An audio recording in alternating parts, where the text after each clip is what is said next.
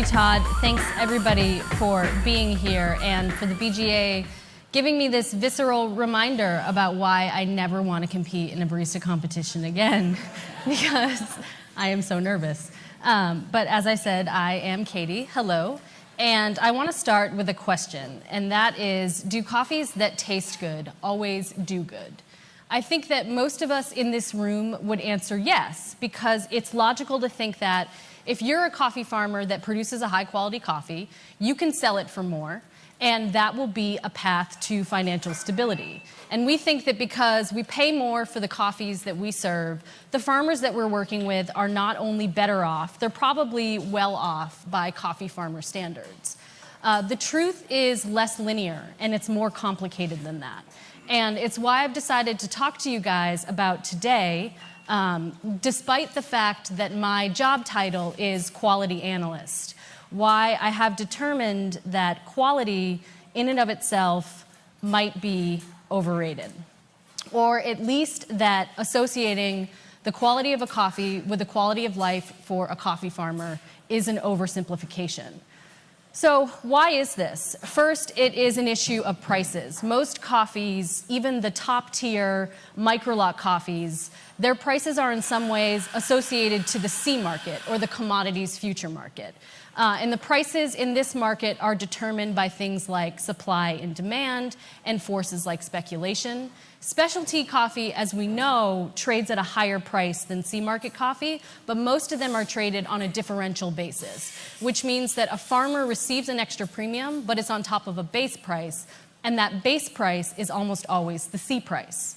So if the C price is too low, sometimes the cost that specialty will command won't be enough either.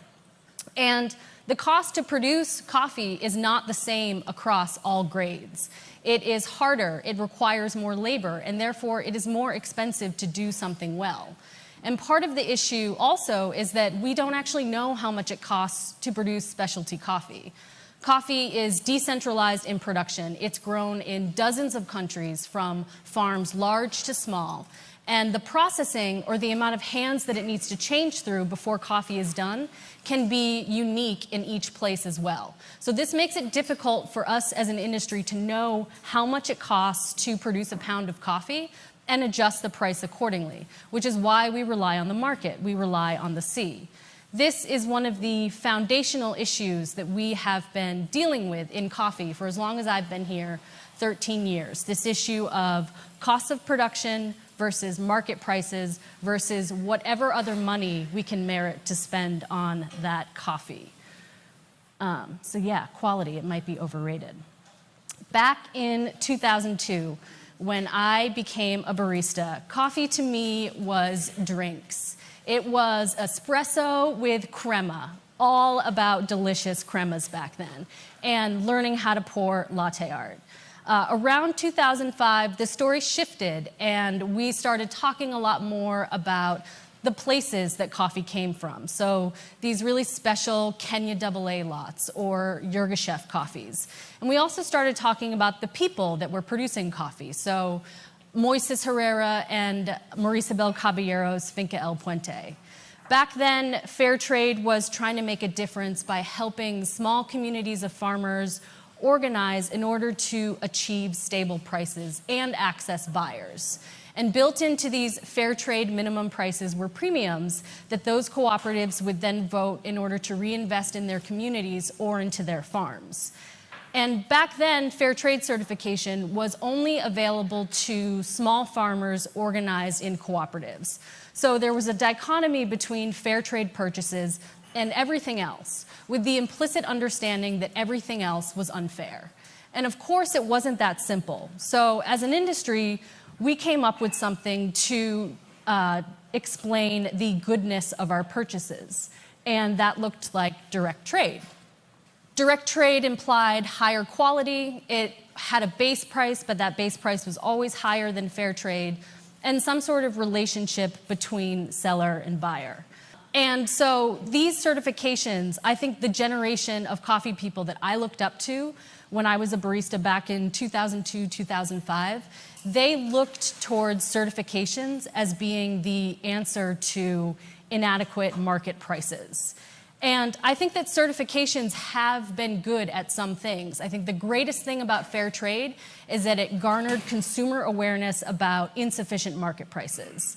And direct trade sought to build on that and justify to those same consumers the even higher prices that we were paying. And this was and still is a good thing, but it's not enough, since a decade has passed and many coffee farmers are still not doing very well by anybody's standard for economic development. So what do we make of this? I don't necessarily think it's that these certifications haven't delivered on their promises. I think it's more like we overpromised what certifications are able to do. So I'm going to make an analogy. After I was a barista, I spent 7 years as a barista trainer. And my biggest takeaway from that is that analogies help people learn. So here's the time for that in this presentation. Take, for example, the use of a scale when you prepare espresso. When you use that tool, it is helping you have precise control over your ingredients, your coffee and your water. But scales don't actually make espresso taste good. And just because we use them every time we make espresso, it can't have that transformative experience on every shot that we prepare. Certifications, more than anything, are a transparency tool. They're meant to show that we do what we say we're going to do. They're not actually meant to calculate or guarantee financial security. So it seems like all of this is leading towards paying more for coffee. And while I think that that's what needs to happen, how to do that is not actually that simple. If we don't know how much it costs to produce coffee, how much do we know how to pay? And if all of us in this business are working on pretty tight margins, how can one of us afford to pay a lot more and then charge a lot more to our customers without any justification? So that's the question. What is the justification for that? And for my generation of coffee people that I came up with, our justification has always been quality. And I'm not saying that we step away from that. I'm just asking, is quality enough to actually charge the prices that we need to charge? And if not, what else can we do? Is there something else that we can create demand for amongst customers, something that they're not even asking us for right now? So in order to put into context a little bit more about why I started thinking about this, I want to tell you about the first project that I worked on as a quality analyst for counterculture coffee, and that is the Borderlands Project. The Borderlands Project is a 5-year project that started in 2011. It's run by the global nonprofit Catholic Relief Services, and right now they are focusing their work in southwestern Colombia, in Nariño, which is on the border of Ecuador. And the project goals are to help small farmers increase their market access, to raise farmer incomes, and to promote sustainable farming. And before the project started its work in Nariño, most farmers there were selling to what's called the mass specialty market. So they were receiving premiums on top of the C market price, but not the kind of premiums that a company like Counterculture pays. And their coffee was being funneled into these giant lots. There wasn't any lot specificity or opportunity to work with a single community of farmers, which is something that a company like Counterculture also would be interested in. So the project developed these market linkages. And one of the ways that they did that was to create an advisory board made up of coffee buyers from all different coffee companies, companies like Counterculture, larger companies as well. And they got involved and basically helped the project set up something that would benefit farmers and also be very useful to the buyers that wanted to buy coffee there. Counterculture's been on the advisory board for 3 years. And another thing that happened with the Borderlands project that's great is that they used some of their funding to do different research. And I'm going to get back to that in a minute. But Counterculture's been involved for a few years, and my boss sent me last year in his place to visit our farmers in Nariño and to be on the advisory board council. So I made 2 trips to Colombia in 2015, and the second trip was in August, and it was during the harvest. And I sat down with the farmers that we purchased coffee from, and they made it very clear to me that farming had become a very difficult business, especially as it relates to them predicting the costs and the amount of money that they were going to need going into the harvest to prepare coffee to the level that we were asking them to do that. And on top of that, climate change was making things very difficult. At that time in August, there was a drought, and there was really intense suns, which was making it very difficult for them to dry coffee slowly, another thing that we really value and that we ask our producers to do. And they wanted to know, quite frankly, how we could pay more for their coffee so that we could ensure their farm's future viability. And it was a really difficult question to be asked because I was under the assumption that we were already paying the best prices in Nariño. So how can already higher prices not be incentive enough? And it felt really difficult being one person, one quality analyst from one company answering for an entire market of coffee. And it wasn't just the farmers saying this. Remember I said the Borderlands Project had done some research. So there's 3 studies, 2 of them from the Borderlands Project and one that is sort of related that Counterculture did that I'm going to tell you about that I have 3 takeaways from. So the first study I learned about right then and there when I was in August talking to farmers. And the Borderlands had asked the International Center for Tropical Agriculture to do an assessment of the Nariño coffee chain. And so they assessed it just in that one area of Colombia and just in the year 2012. So this is not, the results of this are really micro. However, what they found was that farmers selling their coffee commercially that year did not cover their costs of production. The only farmers that made money that year were the microlot farmers. And microlot farmers are a very small segment of a coffee market. And a microlot is a very small segment of the production of a farm. Now, this relates to a study that Counterculture did, that my former colleague and now the sustainability director for the SCAA, Kim Elena, did on the social impact of microlots. And what our research found in Peru and Colombia was that the higher cost or the higher price that we pay for those microlots, it really just goes into covering the cost of producing a microlot, because remember I said it costs more money to do something well. So farmers are covering their costs, but we can't really say that it's an incentive for them to do that. And coming back to the Borderlands Project, a follow-up, more qualitative study that they did in Nariño showed that the farmers selling to the quality differentiated market, which is the market that I purchase coffee in, and the certified markets did report greater incomes. But in terms of reinvestment, only 22% of the quality differentiated farmers, 31% of the certified farmers, and 9% of the commercial coffee farmers reported that they reinvested into their farms and to coffee. So our segment is doing better, and quality sometimes makes money, but 22 to 31% is low, and our system of incentives isn't really working flawlessly. And if we want to ensure a sustainable supply for the future at the rate that coffee, specialty coffee, is growing on this side of the industry, is there something else that we can leverage? Where are the value opportunities to pay more, especially when producers are asking us for that? So the great thing about the project is that, they built in an afternoon for us to workshop this exact problem. And we all agree that buyers want to pay more for coffee, but how do we do it? So the first idea that I came up with, and don't laugh at me, but it is through quality. If a coffee tastes better or it has a higher cupping score, it is worth more in the market and I can pay more for it. And for farms that have this amazing potential, like they do in Nariño, great elevation, pretty good varieties, and when there's an actual market set up to reward a higher quality coffee, producing quality, shooting for microlot status should be a part of every farm's strategy.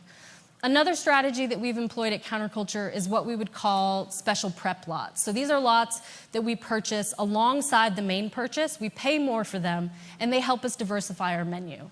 So some of these look like a natural process coffee coming from a washing station in Burundi. That way we can offer both natural and washed of the same coffee. Or they might be a meticulously prepared day lot from a cooperative. Something that the producers brought up were certifications. Yay. Basically, they just wanted to know, like, is there any certification that you want us to have so that we can have more money? And I understand that. I think that there is comfort in following a list of guidelines and being guaranteed an extra built-in money into the price. And though, as a buyer, we pay for them if people have them. You know, we add a certain amount of cents if somebody has UT certification. I don't really see roasters marketing those certifications when they purchase them. And I don't know if that's because our customers don't value them or we've told our customers that they don't really matter. But in any case, if this is something that farmers are interested in, is there opportunity to expand on that? Could we create something that would actually be impactful on a farm level and that we could market to our customers and that they would get excited about as well? The last thing that we talked about is the value of a relationship. The coffees that we have a better story for, or even coffees that just have a really cool name, we tend to sell more of.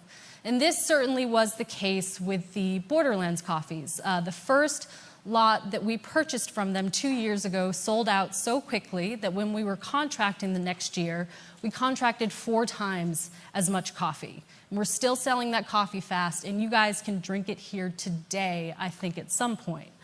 The other thing that is great about a relationship is that it empowers producers to advocate for their specific needs, something that a market doesn't really have the ability to contextualize or have a conversation about. And at the end of the day, 2 people that actually want to work together and make something work, that's really going to be the key to breaking away from global supply and demand pricing forces. So I had this conversation in Colombia that was the best conversation that I've had in coffee so far. And I got kind of thrown into it, and I had to draw on my knowledge of everything that I had learned as a barista about what customers like about coffee and what sells, everything that I had done as a trainer and told people to value in coffee and got people excited about, and all the stuff that I'm learning this year as a quality analyst. But I have this feeling that the ideas that we came up with, they're not really it. Like, there has to be something else. And that's where you guys come in. And that's why I wanted to share this story with you today. So our segment of the supply chain really needs to do a better job at telling baristas what's working and what's not, and not just telling the stories that we want to tell about our supply chain. Right now, the coffees that we love and that we can actually convince customers to spend $6, $7 on a cup, those microlots, they're not solving this problem. And microlots are not, the farmers that produce microlots make money, but they're not going to continue to produce them if they can't make money on the rest of their harvest as well. I'm generalizing here, but I think everybody that's in this room and everybody that's watching later today, we're all in coffee because we're super passionate about it. Something that Michael Sheridan, the director of the Borderlands Project, shared with me. He said many coffee producers, they're not in coffee because they're super passionate about it. They're in coffee because it's the least bad option. Passion in the way that you and I understand it, and the way that we talk about it at barista competitions, that isn't really a reality for the other side. You know what farmers are super passionate about? Getting paid more money, and it's not happening. So maybe if the rest of the chain gets passionate about farmers getting paid more money, we can make that happen. Baristas have made single origin espressos happen. You guys have influenced an entire new standard for roasting coffee, shifting it all lighter. You've put PIDs in espresso machines. Maybe if we start demanding that farmers get paid real, actual costs of their coffee, we can affect change. So maybe quality is a better way. In some ways, I think quality is incredibly effective. You can taste it. Your customers can taste it. It's tangible. But the question is, what happens when we've done that and it's not enough? Thank you.